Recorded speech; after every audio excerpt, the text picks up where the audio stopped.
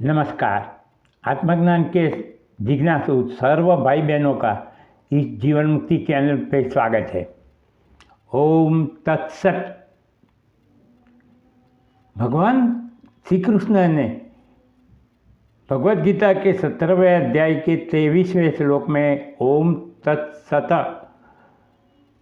निर्देशो ब्रह्मण त्रिविधः ऐसा कहा है।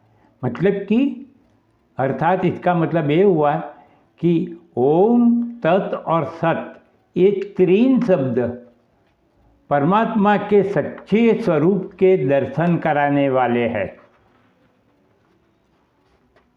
इसका अर्थ ये हुआ कि हमें अगर परमात्मा के वास्तविक स्वरूप को देखना है तो इन तीन शब्दों को समझना पड़ेगा। हम बोलते तो है ओम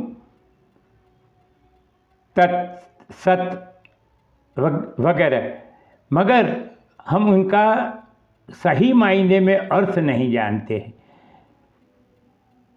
हम इसके आगे जाके सत और असत का विवेक के बारे में भी हम बात करेंगे। आप एक समझिए कि भगवान ने ज्ञान मार्ग की शुरुआत में ही पहले श्लोक की शुरुआत नास तो विद्यते भावो ना भावो विद्यते सत से की है।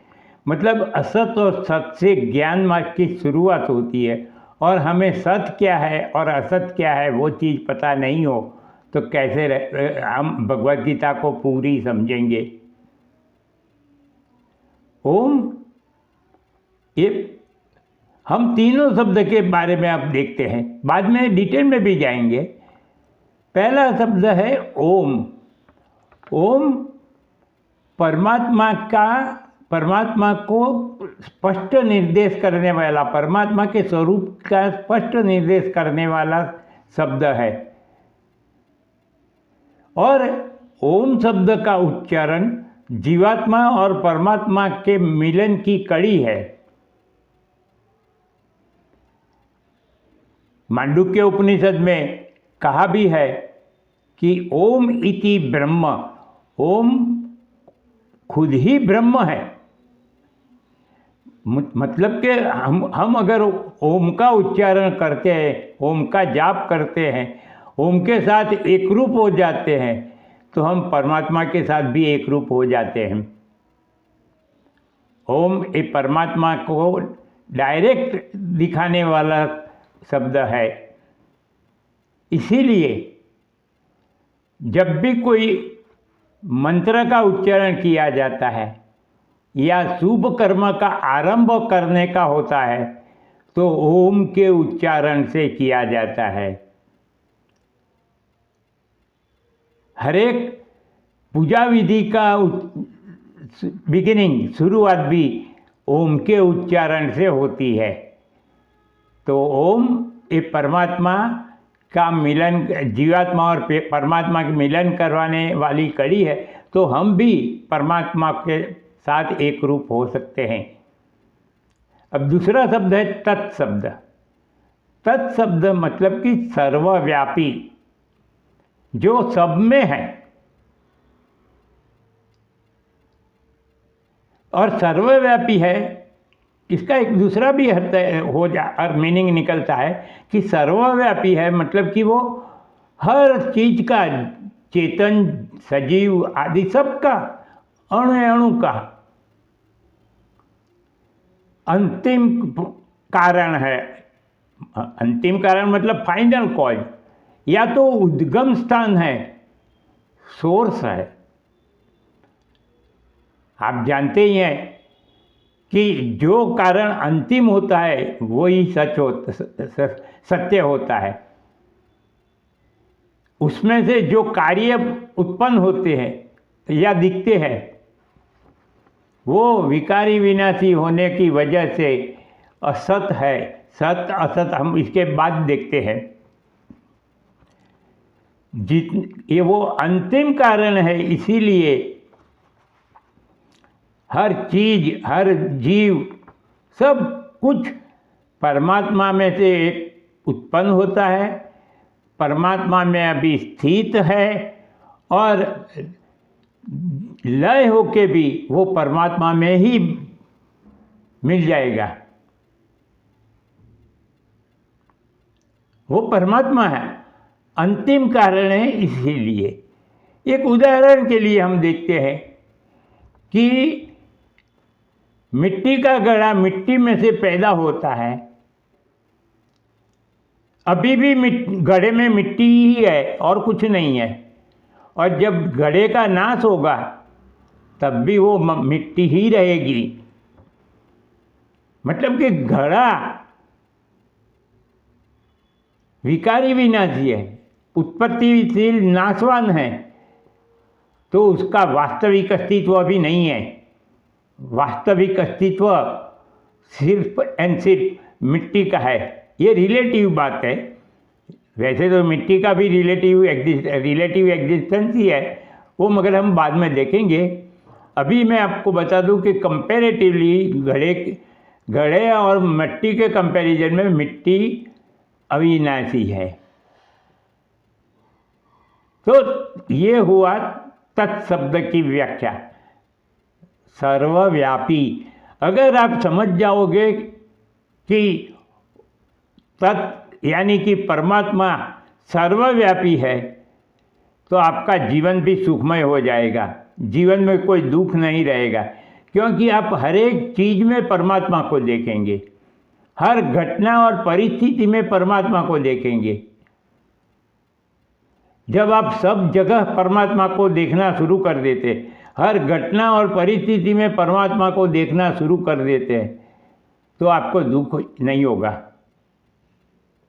आप परमात्मा की इच्छा समझेंगे। अभी भी हम लाचारी से कहते हैं कि भगवान ने जो चाहा वो हुआ, वो हमारी लाचारी है। हमें लाचार होकर नहीं कहना है कि परमात्मा की इच्छा से हुआ, हमें कॉन्फिडेंस से कहना है कि भगवान ने जो चाहा वो हुआ है, और भगवान ने अगर वो चाहा है तो मेरे लिए भी चाहने वाली ही बात होगी, कुछ न कुछ वजह से। मैं जानता नहीं हूँ इसीलिए। तो ये हुई तत्शब्द की व्याख्या। अब है सत।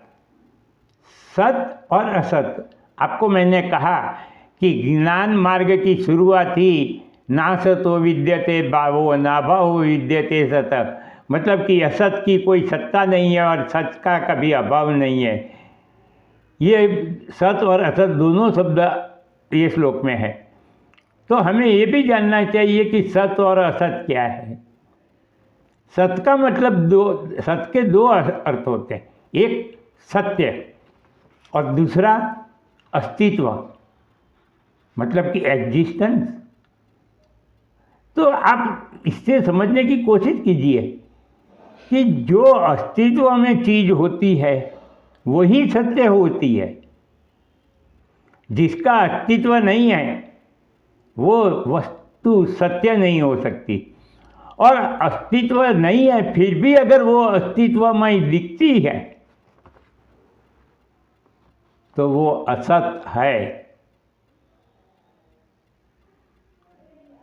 उसका कोई, जिसका अस्तित्व है ही नहीं मगर फिर भी अस्तित्वमय दिखती है, अस्तित्व में है ऐसी दिखती है, तो वो असत है।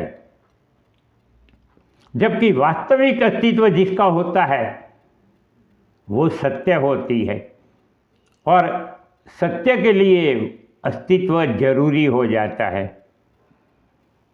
अब हम देखते हैं एक उदाहरण के साथ कि मिट्टी के घड़े मिट्टी में से पैदा हुए हैं, मिट्टी में स्थित है और मिट्टी में ही आखिर में मिल जाने वाले हैं, या मिट्टी रूप ही दिखने वाले हैं। तो ये मिट्टी के जितने भी घड़े हैं वो उत्पत्ति और नाशवान है, विकारी विनाशी है, इसलिए ये सब असत है। मगर फिर भी वो अस्तित्वमय दिखते हैं। किसकी वजह से? मिट्टी के अस्तित्व के वजह से। मिट्टी का अस्तित्व है वो ही अस्तित्व घड़े के अस्तित्व के रूप में हमें दिखता है। जब भी कहीं आपको, अब आप ये सोचो कि इस सृष्टि में मैटर से बनी जो भी चीज़ें हैं,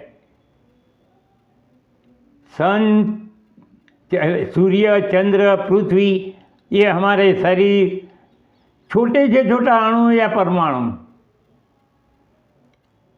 वो क्षण विकारों के अधीन है ही, उत्पन्न होता है और नाश को पामता है। तो जो भी उत्पत्तिवान चीज़ है, जो नाशवान चीज़ है, वो विकारी विनाशी होने की वजह से उसका कोई वास्तविक अस्तित्व नहीं होता है। उसका वास्तविक अस्तित्व तो उसका जो कारण होता है, जिसमें से वो उत्पन्न हुई है, वो ही उसका अस्तित्व है। घड़े का खुद का अस्तित्व नहीं है। घड़े के पास जो अस्तित्व है वो बोरोड एग्जिस्टेंस है, मांग के लिया हुआ अस्तित्व है, खुद का अस्तित्व नहीं है। तो आप अगर ये अब सोचें कि पूरे ब्रह्मांड में किसका वास्तविक अस्तित्व है, किसका वास्तविक अस्तित्व है, क्योंकि हर चीज क्षण विकारों के अधीन है, उत्पत्तिवान नाशवान है, और उत्पत्ति और नाशवान चीज़ों का खुद का अस्तित्व नहीं हो सकता है। वो अस्तित्वमय दिखते हैं मगर उनका अस्तित्व नहीं है। अस्तित्व तो उनके जो जिसमें से उत्पन्न हुई है उसका ही होता है। तो ये हुई बात सत की, कि सत परमात्मा के वास्तविक स्वरूप का दर्शन कराने वाला शब्द है। सत मीन्स कि सत्य, और सत्य मीन्स एग्जिस्टेंस, और वास्तविक अस्तित्व सिर्फ एंड सिर्फ परमात्मा का है। हम ये भी आगे देखेंगे कि हम जिसकी कल्पना करते हैं, भगवान, ईश्वर वगैरह जो शब्द है, वो भी आखिर में परमात्मा यानी कि ब्रह्म में कल्पित है। अब एक और लॉजिक हम देखते हैं कि परमात्मा सत्य है और जगत भी सत्य है, ऐसा हम कहे तो दो सत्य है ऐसा हो गया। और सत्य कभी दो नहीं हो सकते, सत्य एक ही हो सकता है। या तो परमात्मा सत्य है या जगत सत्य है। अगर परमात्मा तो अविनाशी है, अविकारी है, तो वो तो सत्य है ही।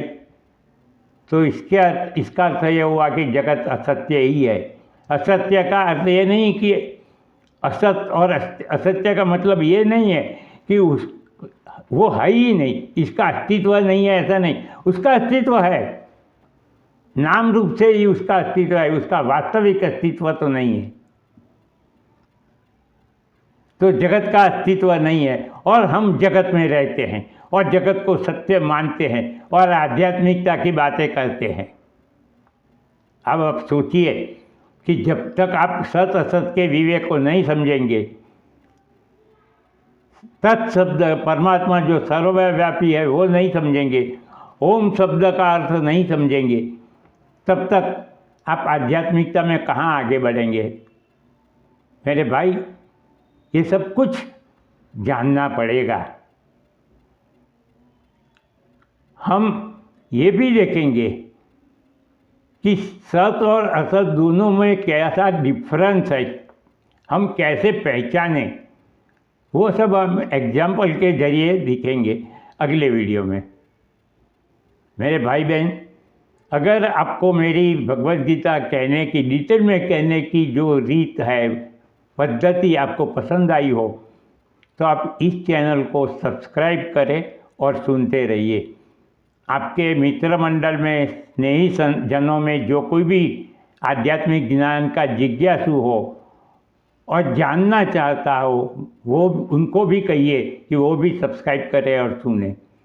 देखिए, आपको सब्सक्राइब करने के लिए कोई कीमत तो देनी नहीं है, सिर्फ आप क्लिक कीजिए, फ़ायदा इतना ही होगा कि मेरा उत्साह बढ़ेगा, मैं और डिटेल में जानने की कोशिश करूँगा। तो हम दूसरे वीडियो में मिले, तब तक मेरा नमस्कार।